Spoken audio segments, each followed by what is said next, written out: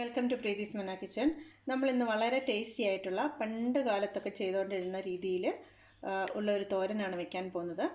ആദ്യം തന്നെ പറയട്ടെ, ഞാൻ ഇവിടെ ഉപയോഗിക്കുന്ന ഓൾമോസ്റ്റ് എവറി സാധനങ്ങൾ ഫ്രോസൺ ഐറ്റംസ് തന്നെയാണ്.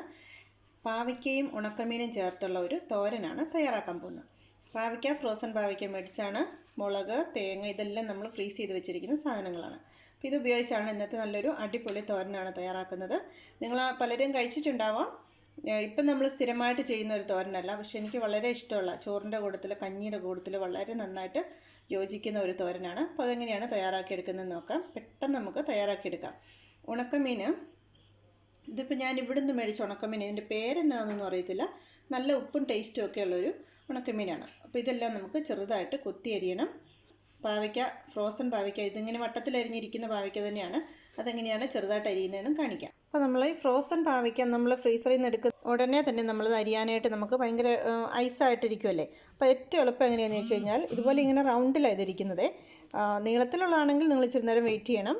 ഇങ്ങനെ റൗണ്ടിലിരിക്കുന്നതാണെങ്കിൽ നമ്മുടെ ഈ ഇടിയരലിലെടുത്ത് വെച്ച് ഇങ്ങനെ ഇടിച്ചു കഴിഞ്ഞാൽ അത് ചെറിയ ചെറിയ കഷ്ണങ്ങളായിട്ട് നിങ്ങൾക്കത് പൊട്ടിക്കിട്ടും.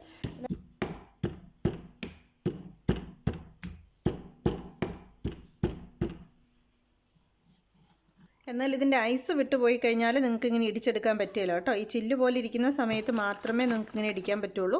ഐസ് പോയി കഴിഞ്ഞാൽ നമ്മൾ കൈകൊണ്ട് അരിഞ്ഞെടുക്കണം.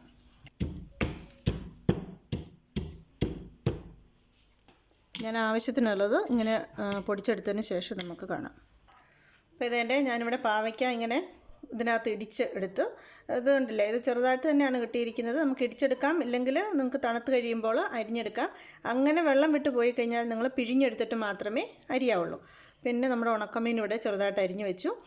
ഒത്തിരി വലുതായിട്ട് അരിയല്ലേ, ചെറിയ ചെറിയ കഷ്ണങ്ങളായിട്ട് അരിയണം. കറിവേപ്പില ആവശ്യത്തിന്, തേങ്ങ, പിന്നെ പച്ചമുളക് ഒരു 4 അരിഞ്ഞു, ഇഞ്ചി ഒരു കുഞ്ഞ് ഒരു ചെറിയൊരു കഷ്ണം ഇഞ്ചി എടുത്തിട്ടുണ്ട്. ഇനി ഇതിലേക്ക് നമുക്ക് ആവശ്യത്തിന് ചേർക്കേണ്ട എന്നാന്ന് വെച്ചാൽ ഉപ്പാണേ. പക്ഷേ ഉപ്പ് നമ്മുടെ ഉണക്കമീൻ ജസ്റ്റ് ഒന്ന് കഴുകിയെടുക്കുകയേ ചെയ്യാവുള്ളൂ. അതിൻ്റെ ഉപ്പ് കളയാൻ പാടില്ല. അപ്പോൾ അതുകൊണ്ട് ഉണക്കമീൻ്റെ ഉപ്പ് കളയാത്തത് കൊണ്ട് നിങ്ങളിപ്പം ഉപ്പ് ചേർക്കരുത്. ഇനി ചെയ്യേണ്ടത് ഇതെല്ലാം കൂടെ നന്നായിട്ട് മിക്സ് ചെയ്യണം. കൈ കൊണ്ട് നന്നായിട്ട് ഞെരടണം. ഞെരടി എല്ലാം കൂടെ യോജിപ്പിച്ചതിന് ശേഷം, സാധാരണ ഇത് നമ്മൾ ചെയ്യുന്നത് എങ്ങനെയാണെന്ന് വെച്ചാൽ എണ്ണ ഇല്ലാണ്ട് തന്നെയാണ് ചെയ്യുക. മൺചട്ടിക്കകത്ത് എണ്ണ ഒഴിക്കാതെ അത് ഇളക്കി വേവിച്ചെടുക്കുകയാണ് ചെയ്യുന്നത്. അപ്പോൾ ഞാനിപ്പം മൺചട്ടിയിലല്ല ചെയ്യുന്നത്, പാനിനകത്താണ്. എന്നാലും എണ്ണ ഒഴിക്കാതെ ചെയ്യാനായിട്ടാണ് പോകുന്നത്. അതുകൊണ്ടാണ് എണ്ണയൊന്നും കാണിക്കാത്തത്. കടുകില്ല, അങ്ങനത്തെ ഒരു സാധനങ്ങളുമില്ല, ഒന്നുമില്ലാണ്ട് ഇങ്ങനെ തന്നെയാണ് ചെയ്യുന്നത്. അപ്പോൾ ഇതെല്ലാം കൂടെ നമുക്ക് നന്നായിട്ടൊന്ന് മിക്സ് ചെയ്തെടുക്കാം. ഇത് മീനൊക്കെ ചെറിയ ചെറിയ കഷ്ണങ്ങൾ ഈ പാവയ്ക്കായ്ക്കൊപ്പം യോജിക്കുന്ന രീതിയിലാണ് നുറുക്കിയിട്ടിരിക്കുന്നത്.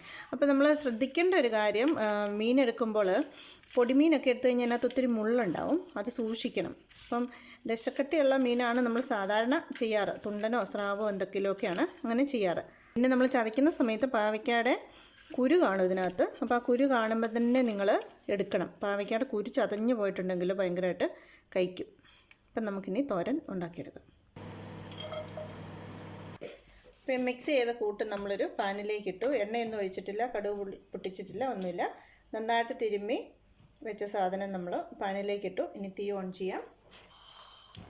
നന്നായിട്ടൊരു ചൂട് കയറി കഴിയുമ്പോഴേക്ക് പാൻ മൂടി വെച്ച് ഇത് ഇടയ്ക്കിടയ്ക്ക് ഇളക്കി കൊടുത്തുകൊണ്ട് നിങ്ങൾ വേവിച്ചെടുക്കണം.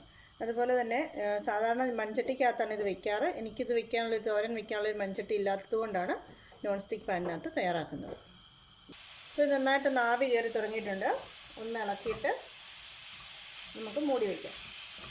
ഓർത്തോണം, ഇത് ഫ്രോസൺ സാധനമാണ്, അതുകൊണ്ട് ഇതിനകത്തുനിന്ന് വെള്ളം ഇറങ്ങാൻ ചാൻസ് ഉണ്ട്. അത് നമ്മൾ പെട്ടെന്ന് തുറന്ന് നോക്കി ഇളക്കി കൊടുക്കണം. ഓക്കെ, ഇനി നമുക്ക് മൂടി വയ്ക്കാം.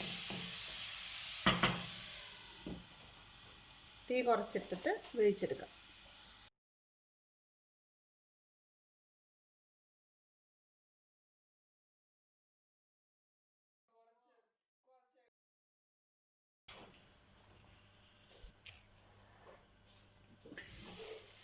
പല പ്രാവശ്യം തുറന്ന് ഇളക്കി കൊടുക്കണം. ഉപ്പുണ്ടോ എന്ന് നോക്കുക. ഉപ്പില്ലെങ്കിൽ മാത്രം ചേർത്ത് കൊടുത്താൽ മതി. പക്ഷേ ഞാനിപ്പോൾ ടേസ്റ്റ് ചെയ്ത് നോക്കി, അത്യാവശ്യം ഉപ്പുണ്ട്. ഇനി എനിക്കിതിലേക്ക് ഉപ്പ് ചേർക്കേണ്ട ആവശ്യമില്ല. അപ്പോൾ നിങ്ങൾ എന്തെങ്കിലും ഉണക്കമീൻ ഇതിനകത്ത് ചേർക്കുന്നുണ്ടോ അതിനനുസരിച്ചായിരിക്കും ഉപ്പിൻ്റെ അളവ് കേട്ടോ. തീരെ കുറച്ചാണ് ചേർക്കുന്നതെങ്കിൽ ഉപ്പ് വീണ്ടും ചേർക്കേണ്ടതായിട്ട് വരും. ഇത് അടുക്കി പിടിച്ചിട്ടൊന്നുമില്ല, നോൺ സ്റ്റിക്കും ആണല്ലോ. ചട്ടിയിൽ വയ്ക്കുമ്പം ഇച്ചിരി നമ്മളിങ്ങനെ ഇളക്കി കൊടുക്കണം. അടി ചേർത്ത് ഇളക്കി കൊടുക്കണം, എന്നാലേ കരിയാതെ ഇത് കിട്ടത്തുള്ളൂ. കാരണം നമ്മൾ ഒട്ടും എണ്ണയൊന്നും ഇതിലേക്ക് ചേർക്കുന്നില്ല. ഇച്ചിരി കൂടെ ഉണങ്ങട്ടെ, നന്നായിട്ട് ഉണങ്ങി വേണം ഇതെടുക്കാനായിട്ട്.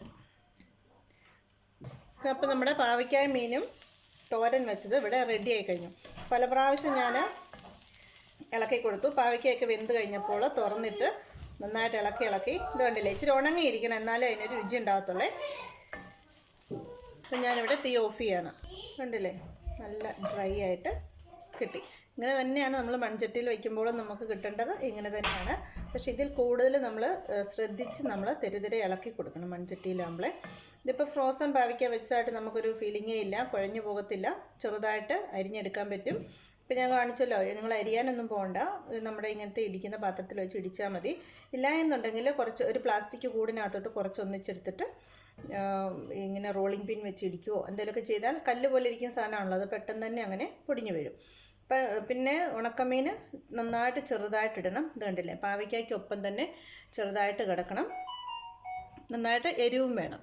അപ്പോഴാണ് ഇതെല്ലാം കൂടെ യോജിച്ച് വരുമ്പോഴാണ് നല്ല ടേസ്റ്റി ആയിട്ടുള്ള മീൻ പാവയ്ക്ക തോരൻ നമുക്ക് കിട്ടുന്നത്. നമുക്കിതൊരു പ്ലേറ്റിലേക്ക് മാറ്റാം. എണ്ണയൊന്നും ചേർക്കാതെ നല്ല ഫ്രോസൺ വെജിറ്റബിളും കൊണ്ട് നല്ല അടിപൊളി തോരൻ നമ്മൾ തയ്യാറാക്കി കഴിഞ്ഞു. അപ്പോൾ നിങ്ങൾ തീർച്ചയായിട്ടും ഇത് തയ്യാറാക്കി നോക്കണം, വളരെ ടേസ്റ്റിയാണ്. നിങ്ങൾക്ക് ഈ വീഡിയോ ഇഷ്ടമായെങ്കിൽ എൻ്റെ ചാനൽ സബ്സ്ക്രൈബ് ചെയ്യാൻ മറക്കരുത്. അതുപോലെ തന്നെ ബെല്ലൈക്കൺ അമർത്തുകയാണെങ്കിൽ വീക്ക്ലി ഞാൻ അപ്ഡേറ്റ് ചെയ്യുമ്പോൾ നിങ്ങൾക്ക് അതിൻ്റെ നോട്ടിഫിക്കേഷൻ കിട്ടുകയും ചെയ്യും. Thank you for watching Preethi's മന്ന കിച്ചൻ.